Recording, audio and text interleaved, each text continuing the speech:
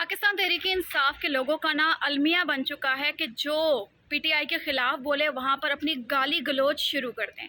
हद होती है यार, हमारी तरबियत की हद होती है, आप लोग की एजुकेशन की हद होती है, आप लोग की ज़ुबान की।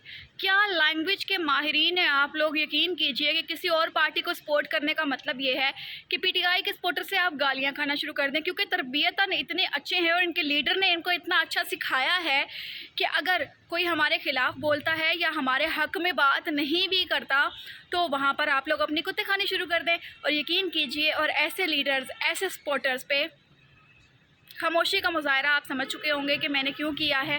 खैर, बात यहाँ पर ये आती है कि पाकिस्तान के अंदर 13 जमातें हैं।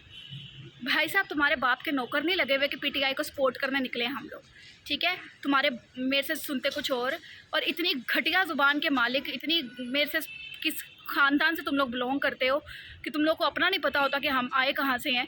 तो यही बात यहाँ पर आती है कि ये ज़रूरी नहीं है कि किसी और पार्टी को सपोर्ट करने वाला या किसी और पार्टी के हक़ में बोलने वाला, पाकिस्तान तहरीक-ए-इंसाफ की औकात दिखाने वाला अगर बोल रहा है तो वहाँ पर अपनी कुत्ते खानी शुरू कर दो। मतलब कि अपने ख़ानदान की जो रस्म चलती आ रही है ना, उसको लाउंज करना शुरू कर दो कि हमारे तो बाप दादा ने माँ को चुड्डे मारे थे तो हम भी मारेंगे। तो ये वाले हालात ना ख़त्म कर दो।